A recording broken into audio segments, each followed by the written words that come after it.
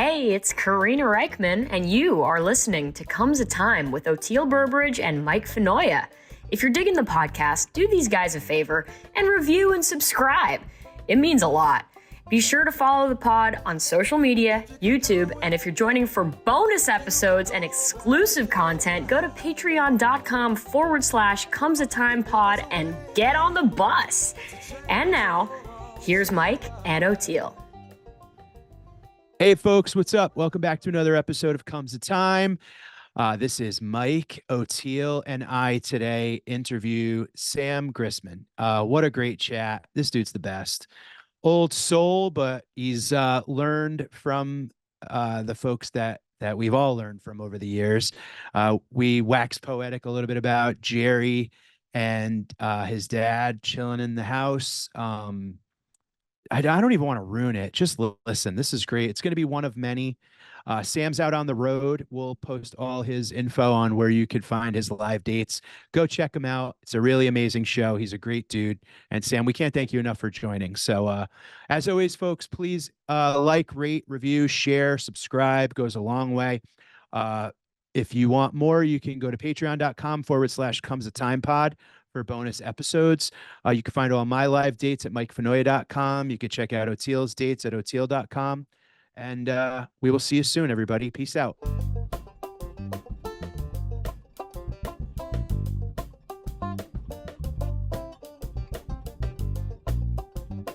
What's up, brother? Oh man, just honored to be sharing some digital space with you, man. Likewise, dude. You're one of my true heroes, man. I look up to your approach to music and life so much, and you're just thank you. A beautiful being who emanates positivity, and I've felt that for years. Well, I've tried, man. It's an act of war. Well, what a great place to start, huh? How about that as an intro to a podcast? That's right. Hey, man. Oh, dude. Really fighting the best fight, brother. Hey, we got to do it. You know, it's a long campaign, and there's a lot of little perfect storms that come up to just take you right down. And you don't believe in nothing anymore. All of a sudden, it's like, what happened? I know. The whole thing went away. But here we are, because the music can't ever stop, man. It's never going to. Just like life. One of the recent things that I learned that's so beautiful, this wisdom keeper who Garcia knew blew my mind. They thought these guys were like the landscapers, the groundskeepers of the Giza Plateau, Abdel Hakim Al-Yan. And then they came out to be the indigenous wisdom keepers. 60,000 years of knowledge coming down the line. The Alyani people, they call them the eye people. They're black people with green eyes, just like my dad. And he said there's no word for death in ancient Egypt. It's called westing, going west. It's like, he's not dead, he's just westing. Neat. So nothing ever stops. Of course not the music. We are vibration. We are music. We're literally music. The hard things, the desk, there's space between the molecules, they vibrate. Everything is music. The Big Bang agrees with the Bible. Right? Sorry to get so heavy right off the bat, but man, you're gonna make me cry. And of course, the keepers of that kind of awesome knowledge would present themselves with such humility that you would mistake them for the groundskeepers, which is a beautiful, like, we're all just people. Yeah. And I've been following the guy. He's a Jewish guy, Stephen Mailer from New York. Been following him for years. I found him through John Anthony West. And he's the one that Abdel Hakim Al-Yan mentored him. And so I just recently found this podcast with Stephen Miller I've never seen before. And he goes, well, I smoke a lot of pot. That's why I can't remember my dreams. It interferes with your dreams. But I'm an old hippie, and I live in Colorado. I grow my own pot. And he starts talking about being a hippie. He goes, "Oh, let me tell you about the time Garcia met Hakeem." I was like, what? I just found out about this stuff like right before Jess and I got pregnant with Nigel. And so this is all new information. I've been studying ancient Egypt since I was 24, man, like hardcore. All this new stuff comes down. And then now, like a few weeks ago, I find out Garcia. I'm like, see, man, see, there ain't no coincidence, man. No, No, no, just man. interconnectedness and Oh, man. presence. And he still hadn't told the story. He forgot to tell it on the podcast. And we've been talking about, I had to get back on Facebook to talk to this guy. And then he still hadn't told me the story, but he said something about Rock Scully's wife. What was Rock Scully's wife? Is it Nick, Dana no. Scully? What's the first Was name? it Nikki? Or was Nikki that- Scully. Nikki. Yeah. That's it. Anyway, enough about, hey man, we got to talk about you, brother. Oh, we can just talk about anything. I'm just honored to be here, truly. Well, you know, I don't, do you know Reverend Mosier, Jeff Mosier? I've never had the pleasure of meeting Jeff, but I love his music and I know him well.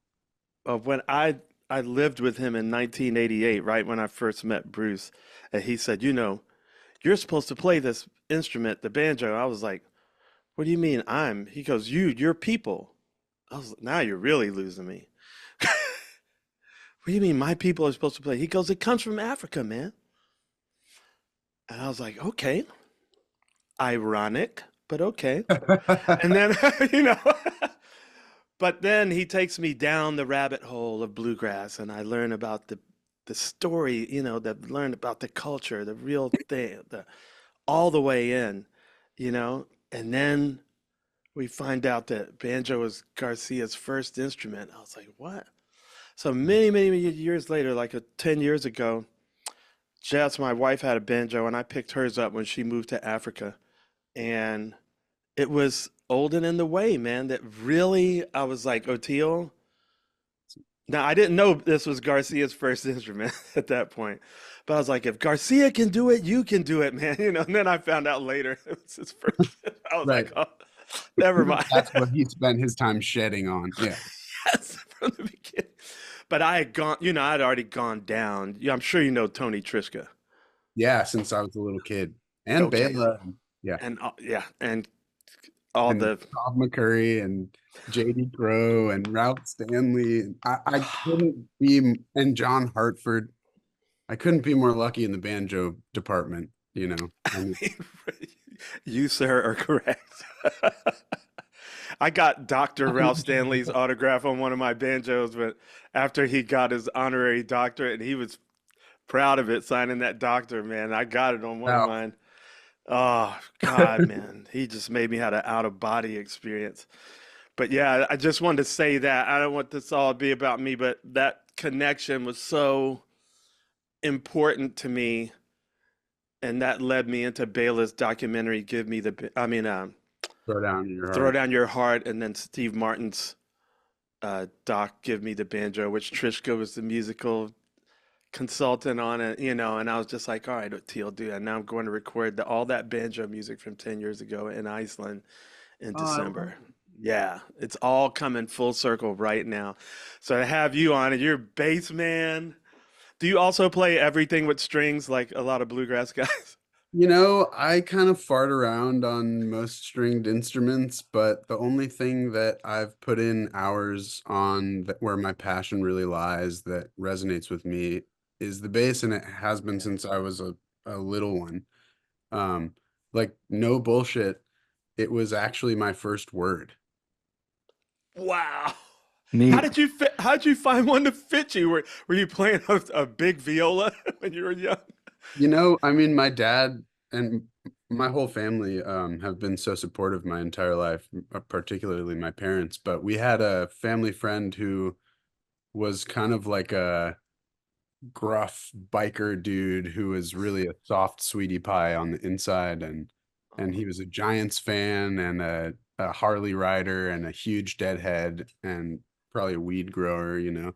And this is the guy that my parents decided to let babysit me when I was a toddler. And The Hell yeah. neighbors are like, what? his name was Bernard Glansbeek, and he's one of the dearest family friends we've ever had. And he's gone on to the West, Hmm. but Yeah. he's an amazing influence on my life. And he was just a lover of all music, but really got heavily into dog music, the instrumental music that my dad writes, Yeah. and sort of a disciple of dog music, which is how he found himself in our orbit. And he gave me a quarter-sized K bass Mm. before I was 2. And and it just lived in the corner of our living room as I remember it. But then I look at pictures and I'm like, where's that fucking bass? Like, it doesn't seem like it actually lived in the living room. Maybe I just had an awareness that it lived in our house somewhere. And I always just kind of, you know, I was still way too small to play it because a quarter Yeah. is still 3 times the size of a cello or something like that, you know, or twice at least. And so basically I heard a bass solo on a record when we were out to lunch as a 18-month-old baby. And both my parents said I said bass. And of course Wow. I'd heard all of these bass players my entire life, you know, because we had a recording studio in our basement, and my dad would rehearse his band in the living room, and my dad and Jerry would play through tunes in the living room all the time before they went down into the studio. But the studio was just also a part of our house, and we, you know, you'd have to tiptoe upstairs when recording was going on downstairs. Sometimes the window to the control room would be open, and Ah, you could hear the playback in Oh, time from wow. happening in the studio. And that was just sort of like what I grew up around. So there was always bass, or often bass. And yeah, I guess I said that my mom is a genius comedian in her own right. And she says my first words were actually a compound word, Diet Coke. that's probably my wife's first word. That's But amazing. both That's my great. parents had a bit of a Diet Coke addiction back in the day. I think they've both kicked the stuff since, Good. but they both. Before we turned on the recording devices here, you were talking about, you know, gifts from Uncle Jerry, gifts from up above, and you know that they're coming right from Jerry. And whether it's those, what we were talking about was getting stuck in the islands during a horrible storm, but figuring it out, and you know that it's a gift from Jerry to like shelter and food and all that stuff. Well, yeah, just the generosity, the profound generosity of this particular deadhead, you know, who's, you know, I have this profound knowledge that everybody's just a person, you know. And then I've been Yeah. getting this treatment bestowed on me since I was a small person that's been sort of extra or special, you know, and trying to sort of navigate that, and um to be conscious of it and grateful for it, but also not to take that in and internalize that, and let that metastasize into actually believing that I'm better than anybody else, you know. Yeah. But Yeah. Yeah. in that moment, I knew that if I hadn't grown up in this environment and I wasn't David Grisman's kid, I wouldn't be there in the first place, and this very wealthy cat wouldn't have been offering me his villa to stay in, you know, for an extra 5 days while I waited out a storm that you know, I mean, Yeah. I But can't then afford to again, go on you vacation. never know. You never know because I didn't have that, and it happens to me, and I know other people that didn't have that. This, I think whatever you want to call God. God, can we come up with another word so other people don't have to be turned off? But grace, that word grace is the big one. It's the Yeah. big one. Yeah. I love this saying, grace is like water, it flows straight to the bottom. Mm. So when you need it, Mm. when you're at the bottom, here comes that water. But I get what you're saying. I know I'm not saying what you're saying is not true. I'm also doing like a both and Yeah, you're special because you know rich kids, man. You know kids of famous people. They're the easiest targets. it's They're interesting, man. It's like I didn't grow up with that kind of wealth, but the wealth that I grew up around or with, the privilege that I do have is much more significant to me. Yeah, totally. It's not yeah, monetary. You yeah, know, it wouldn't exist if I weren't passionate about this music and I didn't really care. Yeah. If the yes, driving force of it wasn't sincerity, then yes, there's no way for me to monetize this, which is not the goal anyways, you know. yeah, We all need to eat, and I'm sitting on a couch in a place that I have to pay rent for. So I need to make my rent. But really I just want quality of life. I want to play in a great band full of my friends, and I want to play music that I care about, you know. yeah, I Yeah. don't give Yeah. a shit how much money I make, I but mean, I'm just trying to be aware that my opportunity right now is coming from the hard work that my dad put in his career and his absence from the musical landscape, and also really in a profound way from Uncle Jerry, you know. and the So hard work you're putting in and have put in, because it's all about the reps. I mean, well, it doesn't exist without that, you know. yeah, yeah. And also the thing of like the thing you're stoked about is you get the opportunity to grow, you get the opportunity to work. And that's the thing is that's the gift where you can go like, I finally know what I'm here to do. Give me all the work. Give me all the yeah, opportunity. give me Give all of me it. every chance to get on stage and keep the legacy going and and that's how I feel with stand up, where it's like, give me everything, throw me Yeah, everything I can do, and just let me get better. Let me appreciate, like, I'm always, it's never lost on me the fact that, like, so many people want to do what I'm getting to do, and I'm yeah. doing it. And it's that thing of like, don't forget when you weren't or when you couldn't, you know? Or when you And couldn't see how you would. yeah. Oh my God. That's another thing. It's like sometimes you don't even know what to ask or do, or you Yeah. don't know what you don't know, you know? Like that's the hardest thing is like you really don't know what you don't know.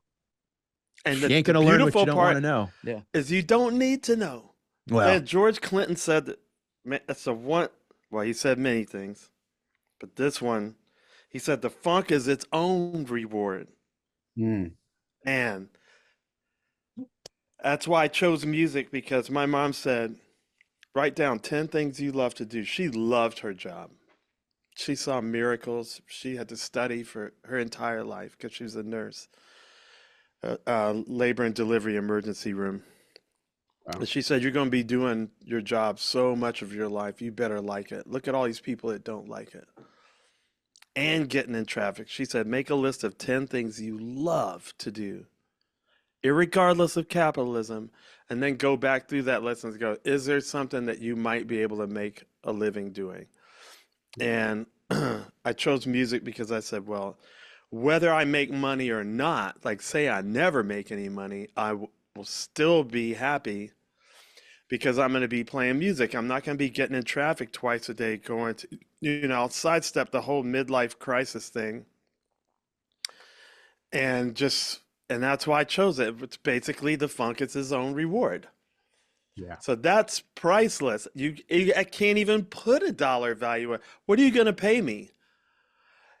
$8 gazillion a minute? Like, it doesn't even, To not play music, yeah.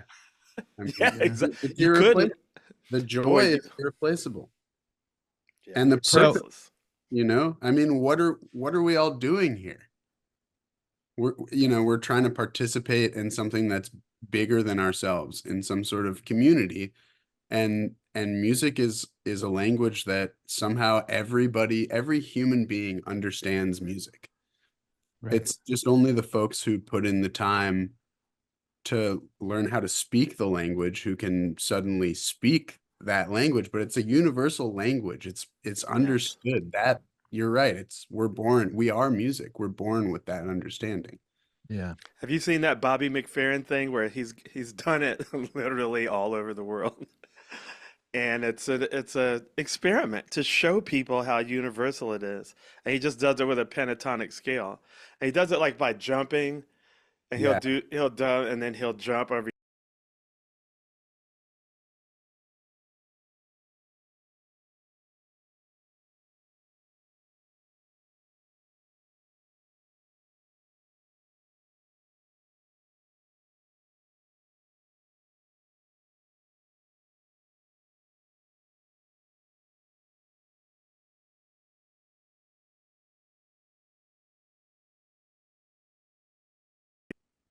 But I'm not, I'm sure you have a complicated relationship with that fact as well. Oh I'm not yeah, I'm not proud of it, and I wouldn't rule me out, neither. because we're never done learning. Like you just we touched on that very briefly, like Mike was saying. You just want the opportunity to get out there and get better. And that's, Yeah. if you're not about bullshit, that never stops. Yeah, There's no laurels to rest on, because we just know like a tiny fraction of a fingernail of the available knowledge and whatever we're passionate about. Any Right. field, yeah. like you said, your mom was so engaged with her work and so passionate and so inspired because she was learning. She had to be learning the whole entire time. That's a beautiful thing about the nursing profession, or medicine. Like, it's an evolving thing. It's healing. And she saw miracles. She tells this to this day, even with her dementia. She tells it over and over. It's a story where his baby died for over an hour. And I mean, it's in the, zipped up in the little morgue thing. That's a wrap. That little bastard starts crying and wailing. Oh, Everybody on the floor, that's all crazy. the doctors on duty, all the nurses on duty, everybody saw that shit. And they were like, what?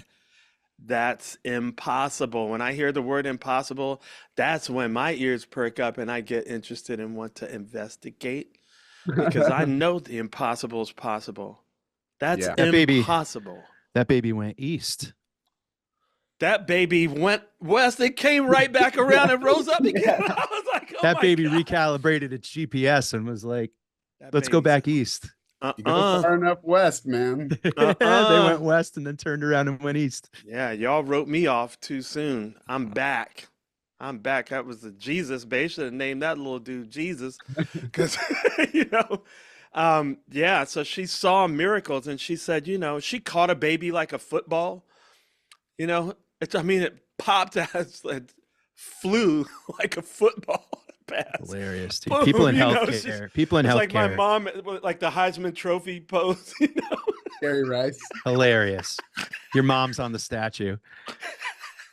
Oh man, that's so, yeah. The stories they have are just, it's With unreal. Lisa, man. Yeah, my Yeah, God, my wife is, yeah, it's amazing, some of the stuff. But you know, one of the things too, we were talking about that fame thing, right? And gifts from the dead and gifts from Jerry and everybody. It's very interesting being as engulfed in, like, yeah, I mean, once you open the door to the Jerry Garcia Grateful Dead world, whatever, and it's from Kingfish to Bobby in the Midnights to dog music to, drums and all of it. You're also open to the wisdom. And the thing that I think I've been able to kind of bring to a very tumultuous, you're judged every day career like stand up is, I thought about a couple of things from Jerry, like you said, about how, like, just trying to live an uncluttered, peaceful life, and make these kind of offerings, and then thinking about Bobby saying how, like, they wanted to sidestep fame and find their own success. And then hearing stories about Jerry going, like, I could just live off the ice cream money, like when it was really Tell getting my too dad that. big. Yeah, yeah, the I per know. diem. And watching Jerry sit in your home while the camera's rolling and he doesn't even know it, and he's just relaxed, the shoulders drop and he's Mhm. just relaxed, and he's like, that to me it makes me so happy to chat with you about that, because it's the lesson that our generation can like take from those guys, right? I think about that with comics that are like, we're watching this weird thing with comedy now where it's like skyrocketing stars. I mean, just a viral video goes, it doesn't matter how TikTok. long you've been doing it, but now you're selling out the Beacon and whatever else. And then there's guys that have been doing it, way longer than me. And they're like, like, what the fuck? What else do I have to do? And it's just this like, there's the Grateful Dead path where it's like slow and steady wins the race. Do you really want to be Aerosmith, or do you want to be, you know what I mean? Like there's Yeah. something to the way that we do things. It may Or not be the path for everyone, but the It's people that are going to organic. come up to you are going to be the ones that really have some valuable thanks or gratitude. You don't have to hide from fame or whatever you want to call it. It's a different level of appreciation and love that we get from just being in this world. Yeah, I mean, I, I'm just trying to participate. I Right. don't want to be famous. I want to constantly remind anyone who sort of places me on a pedestal in, in my physical space that, hey man, I love you. Thanks for being here. Like you're as much of a Yeah. part of this as I am, because without you being here, Yeah. this doesn't work, you know? Right.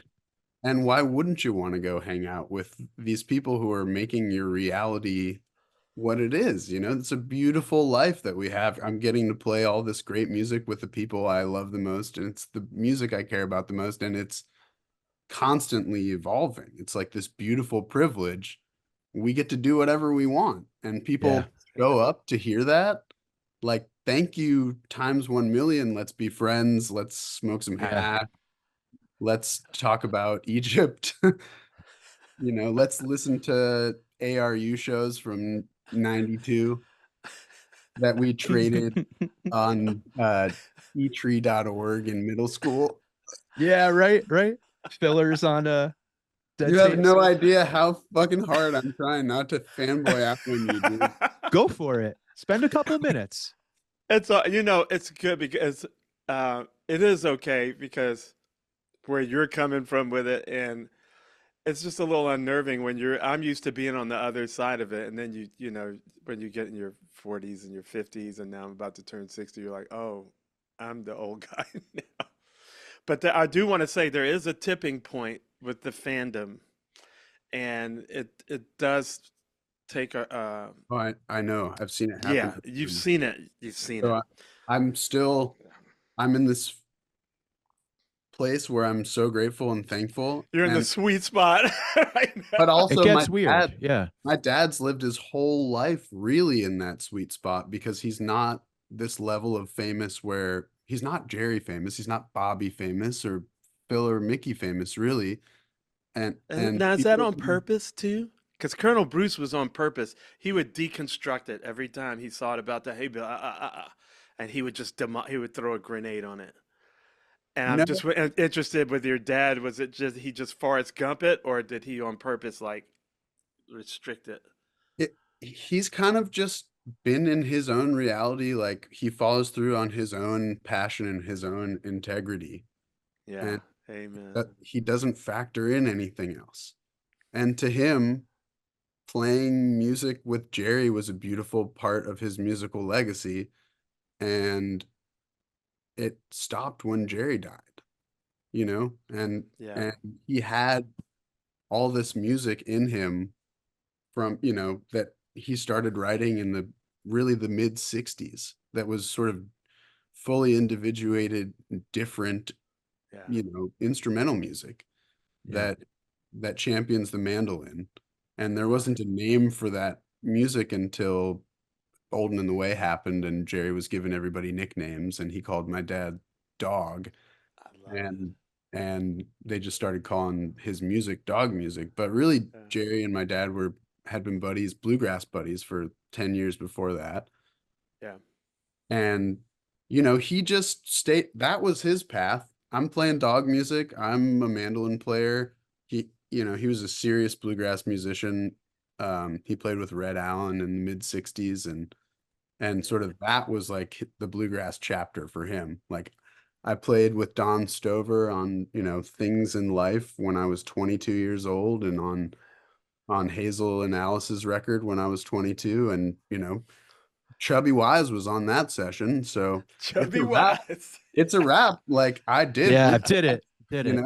my Yeah. buddy Peter Rowan and we dropped acid and we were in this psychedelic rock band. He had his bluegrass chapter too. He already played with Bill Monroe. Yeah, He did he that. had he did it. Then Yeah. Jerry just wanted to play bluegrass tunes with his buddies who really had done the bluegrass thing. And Yeah. it was sort of like he was deferential to my dad because my dad's very much a band leader. And they Which was probably all such a thrill to Jerry, He just to be never able wanted to to be a go like, band leader. take it, take it. Where do you want me to sit, dude? yeah, right. And they Just wanna pick. called Vassar because Peter had his number on a card in his pocket. Wow. And, and he was their fiddle hero. And what's the worst thing he could do is say no. And he just said, "Hey man, send me a ticket and I'll be there." And Oh Some man. golden times with Vassar. You know, the crazy thing is like all these people, like I had no idea really who they were when I was getting these golden moments with them. Oh, And then I look back and I'm like, dude, you were hanging with him. Like he was telling you about just, yeah, it's amazing. Vassar is a different kind of human. You know, you meet some people that are just have like an archangel quality about them. yeah. And or they're so pure, they're just so pure that it's angelic. And Vassar, he said, my favorite thing ever. They were getting some harmonies together. And he's like trying to figure out the harmony. He goes, does this rhyme with what you're doing? You know? This is rhyme. Yeah. it's great. I mean, and if I hadn't been hanging out with a lot of bluegrass people, I wouldn't have even known what the hell he was, what he meant, Right. you know?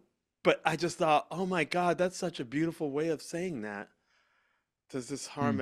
is this harmony correct? He's just like, does this rhyme with what you're doing? I was like, wow, man. Ah, that's a, I think about some of the like just the warm blanket effect that dog music, mm, man, not for kids only is still to this day, like when I sit down on a flight, it's like the first thing I put on. It's like I don't have a lot of stuff downloaded onto my phone now because of streaming or whatever, but like literally start to finish, not for kids only is like I'll listen to that through when I get on a plane, when I'm on a subway that's maybe like, the stuck under opposite the vibe. East River. Yeah. If there's something really tumultuous going on in life, that's like I like put a Xanax to my ear. That's what like not for kids only is. Seriously. It's the most peaceful, loving thing in my life. I love it. Oh man. I will tell my mother because my mom, Pamela, that was her brainchild. Making that Sweet. record was her idea. It was sort of born out of the reality that we were living in the early 90s, where Jerry was coming over to our house and I was a little toddler and hanging out with my friends, in their space, and they were just such sweet, loving folks. They would play music for us, and my dad and Jerry actually played music at my first birthday party. Wow. Oh man. Ah, the And things we take for granted. Where's and those tapes? it's not like anybody had smartphones, Yeah. and there was this. I mean, my dad, back to just the Old and the Way days, and he knew that the Grateful Dead were, way more successful than anything he'd ever participated in to that point. Like when they were hanging at the softball game where he got asked to be on American Beauty. Um, I think that became pretty apparent when he was at the session and there was just like a guy in a business suit there with a briefcase and he was just the cocaine guy. He's like, this is this is a different scene, but he never like put too much importance on that. He didn't aspire to, you know, be involved in anything that people didn't want him there for. And he had his own thing going, and he never deliberately put himself in the path. He got invited to Dead shows over the year and just like never brought his mandolin. And I've asked Wow. him about it in retrospect, like, Dad, what the fuck were you thinking? That like Jerry, why do you think Jerry was inviting you to come out to the Coliseum in like 1991 for New Year's? Do you think he Right. wanted you to sit and watch the show? Because that's cute. Like that's a cute thought. But Yeah. I'm pretty sure he wanted you to go do the thing. And that's just Wow. not he had his own musical reality with Jerry and their own musical friendship, and he's a serious musician. So they worked on that music and they rehearsed it, and they dove into their shared musical history.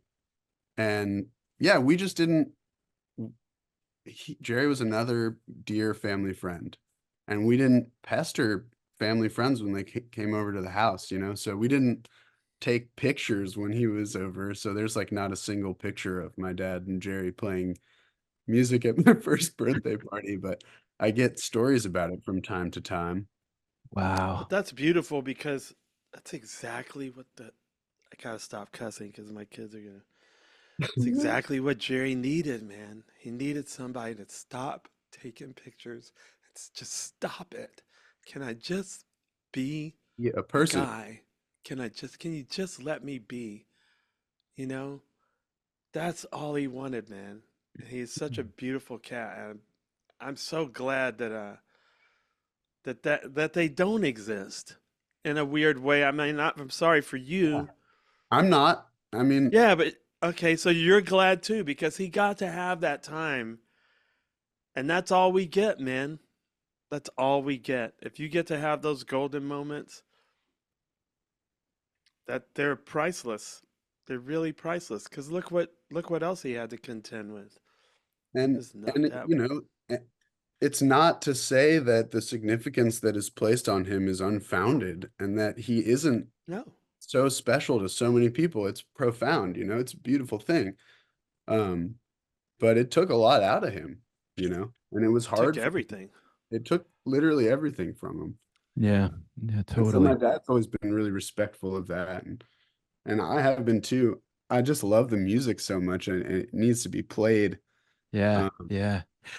Um, all of this talk about how your dad handled invitations to things and, success on his own terms and stuff. What were your grandparents like? Is that an apple far from the tree kind of situation? Were they kind of very similar?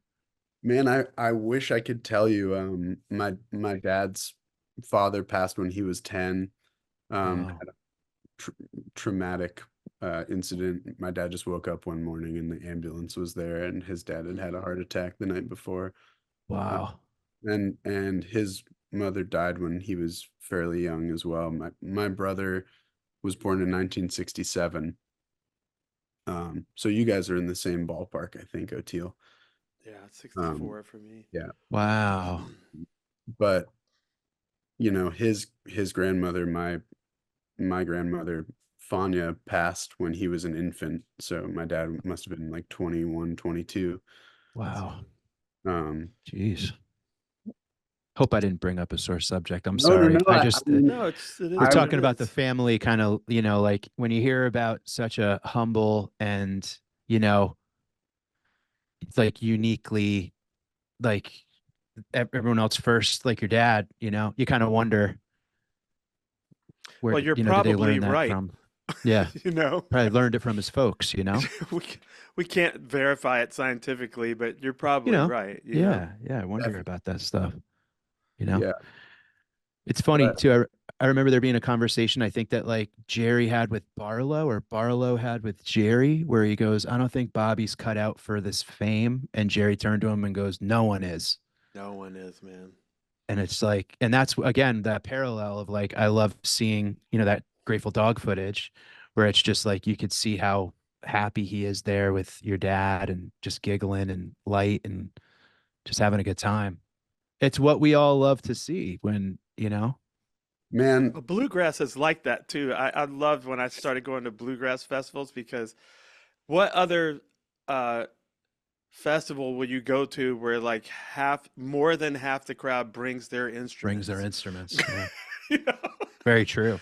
And Yeah. everybody's playing everywhere, by this car, by that van, over by the bathroom. It's just like a million. It's like fully participatory. And that's what Jerry I just want to be hanging out over here by the, whatever, just picking in this little circle. It just, the music literally never stopped for him. Like, I've heard account after account of the fact that he would just be playing his guitar and then go play the gig, get off stage, and keep playing his guitar, you know? And when, at least when he was turned on, Yeah. and Yeah. that, it's really not about being on a stage for my dad, and I don't think it was about being on a stage for Jerry. I think it's just about playing music. And people ask me all the time how my dad is, and my dad is as vital and with it as ever, and he sounds amazing, and he's still writing music, and he's producing music out of his archives.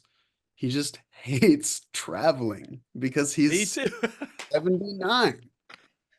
So he doesn't want to fuck around with the TSA line. And he Yeah. Yeah. he's Don't not a blame him. man, and he's way too frugal to ever even think about buying a first class ticket. So flying to him is just a dystopian nightmare. It is. That's why I only fly first class. I was like, I have to do it so much that I told my man, I was like, I do not want to fly coach anymore. I hate it. That's why I charge so much to play. Because I'm Yeah, like, I could play right here. I don't have to leave here. I got a sweet spot right here.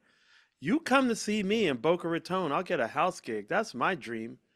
To I be in know. Boca Raton at some club playing 5 nights a week. You want to come see me? You know where to find me. I'll be right here. I'll pull up. And it will be, and you're welcome. Like the friends are going to stop by. And I won't even charge a lot because I don't have to leave. Right. I hate all of that stuff. But, that's my cross to bear and whatever. It was Jerry's, and your dad's the smartest guy on earth. He's like, yeah, how about no on all of that? He plays music. He's got a standing date every Saturday with Danny Barnes, who comes over to the house, and they Nice. work on tunes like whatever my dad wants. Because there's this man is a beautiful dude, and he's profoundly respectful. And it's like the thing that we're all participating in from the moment we get into music or comedy or any art is, if you know enough to know that you don't know very much, then you try to constantly surround yourself with people who know more than you. And your elders always know more than you. They always Right. know. Right. Even They if always, if you think, oh yeah, whatever, I play circles around this cat, it's just an old head, you're missing the point. They have time, which is all we have. yes, And they have marinate. Miles. They got time, miles. Yeah. so It they is interesting. de facto know more than you. But when you hang out with older cats, you hear them talking about yet older cats. You Right. know, Just Yeah. never And you stop. learn from those stories. And there's quite a few cautionary tales, you know? Like that's one of the things I think too, with like if you're open to the learning, right? And you take those blinders off and you look around and you go, it's pretty easy to see what not to do as if you're not much as doing or it. if not more than like what else to do. You know what I mean? Like they're just as much you Really. see what to do, you can also see what not to do. Well, And that's just as important. the business. That's why I think it's insidious because the business is about business. Of So course. the business is gonna feed you the drugs. It's gonna feed you the alcohol. It's gonna do everything to keep your mind. Oh, you just play music, and up to a point we can play music drunk and high and whatever. But then there's a point where that becomes more what I need than the playing music becomes what I need. And all the while you've signed contracts unbeknownst to you because you were so high. Yeah. And all I cared about was the music.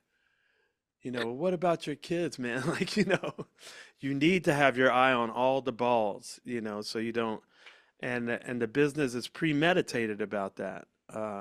I really do wonder. I'm a kind of a conspiracy theorist about those things. So I hope that people do get the cautionary tale. It's so good to see you, Sam, being this holistically clear-eyed. You know, at your age, like it's not. How old are you now? I'm 34. Okay, when I'm I just was trying my 34, absolute best. dude, I was still uh friggin' asshole, numbnut. Yeah, I'm really grateful to see you're a unique But I have being. been that, you know, I know, and I know I regret a lot of things. I've lived a Yeah, lot of life, you know. I've Yep. tried Yep. to make amends to all the people I've not done me right too. by, you know. And Me there's too. there's that never ends, you know. There's always you can always be a better version of yourself, you know. Right. Yeah, Right. But I at least know that there's always something to work on, you know. And I know that music is a lifelong pursuit, you know. If I'm lucky enough to be able to use my hands for the rest of my life, I'm never going to stop learning music, never going to stop learning new songs, you know. I'm never going to stop yeah. writing music. Yeah. Yeah. Let's So talk funny. about that because I know you. What we spent almost the whole time talking about your dad and Jerry, and it's all relevant. I know it's up, but where you're at now, like, tell me about what are you most excited about just at the moment musically? I mean, I know you said getting to play with your people you love, but I mean, like direction wise, like where do you want to take it in the future? Man, thanks for letting us get into this space for a moment. But yeah, I've had this band called Sam Grisman Project for the last year and a half, and it's been filled with some of my favorite people to spend time around, and some cats I've been working on music with in various capacities uh, for decades, really. And we're all very passionate about this music that my dad and Jerry recorded together, but everybody writes music and Good. has their own individual take on the thing, and nobody is trying to emulate a a tone or a vocabulary. And we're just all people who grew up in a similar landscape where we were impacted by this music, and it's made us the musicians that we are. And been playing with my dear friend Chris J. English, who's an amazing drummer and singer from Rochester, New York, who grew up playing music in the church. And his dad's pastor, and his mom used to sing backgrounds for Patti LaBelle. And Wow. Yeah. he is one of the best singers I've ever known in my entire life. And he's just an absolute vibe guardian, and just a high level human being, and one of the sweetest people I've ever known. And so he keeps everything anchored in the percussion department, and he's basically just on everything. But we're trying to kind of like open the band up to have room for anybody who's passionate about this material, who's a part of our friend group, because it's an immensely large friend group. And for the first year or so, my dear friend Rick Robertson, who's one of my favorite songwriters and singers, and he plays keys and mandolin and guitar. Um, he's been sort of singing a lot of the tunes. And you know, he writes some of my favorite songs, so we've been playing some of his originals in the sets. Um, my dear friend Aaron Lip, from Naples, New York. Hey, this is my sweetheart Rachel, who's in the frame a I, little bit. Um, hey, Rachel. Hey, Teal, Mike. Rachel helps me do almost everything. She is the absolute best. She's the She's MVP, sitting next to you, making sure you don't screw something literally. up. But Aaron Lip has been playing in the band as well, and he's another super best friend who's another great singer and songwriter. He's sort of been anchored in that Finger Lakes scene his whole life, but he used to play in this band called Giant Panda Gorilla Dub Squad when we were all in college. That's great. And that's how I met him when we were like about 20. And then he plays B3, he plays lap steel. He played organ Wow. with Robert Randolph for 2 years. Wow. He's a Wow. motherfucker of a musician, and he plays just about everything. Primarily, he's been playing guitar, and he's a great flat picker. So we've got one of my dad's old Martins out on the road with us, and it's been a challenge to do at our level because we're not making very much money and we're working really hard. But ideally, we like to play 2 sets of acoustic. We like to play an evening of music, 2 sets. And we like to play 2 mini sets of acoustic music sandwiched in between 2 electric sets. Nice. Sometimes, I like it. if we're flying, it's just cost prohibitive to backline 2 stages worth of gear. So we're just bringing nice microphones and acoustic instruments and doing it the way that my dad and Jerry did it, with bongos and, guitar and mandolin and bass. But ideally we'd have a whole stage, with like a Rhodes and an organ and a kit and a nice, flip top Ampeg amp or something like that. Yeah. I have an old Gibson EB2. I kind of like that I have one dead of those. old sound because the sound in my head is still kind of an upright sound. Yeah. I I have one of those at 69. My guy is Ray Brown for that. Dude, he's the man. Yeah. I had Christian McBride on the podcast, and Another one. he told us the Ray Brown story. That's the man. That cat. The man. I gotta tell you, and I was telling E before you guys were in the room here. I was trying to get this fanboy shit out of the way, but my whole band had the privilege of being at AT&T Park on the 14th. We had shows at the Great American Music Hall on the 15th and 16th for the last 2 Dead and Company shows of the summer. But we were there the first night of that run, where whatever it's called, where the Giants play. I think it's called AT&T Park. Oh, I know what you're talking about. Or Oracle. Oracle. Used to be called Pacific Bell. I mean, Yeah. I'm a Giants fan, so I kind of just remember these places by whatever they were Oracle called Park. when I was a kid. I got that same Puffco, dude. That I had to put that Do you? down. You could just practice forever with that. I know, it doesn't take all the time. You can get high and you don't. The whole world goes away.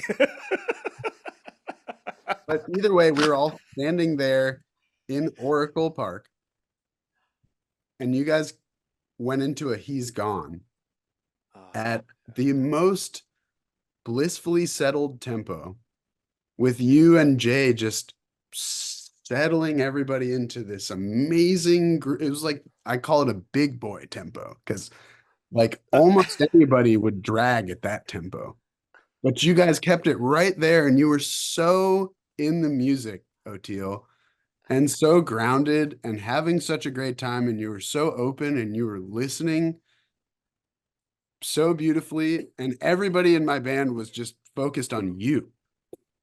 Because and you weren't stealing the show, you were just playing exactly what needed to be played, and it was like Milt Hinton or any of those guys, playing perfect bass shit. That's the bass playing that resonates with me, which is why Ray or Christian do it for me, because they're not just pyrotechnical guys, and that's what they can do. It's just the groove is its own reward, and you can do it too.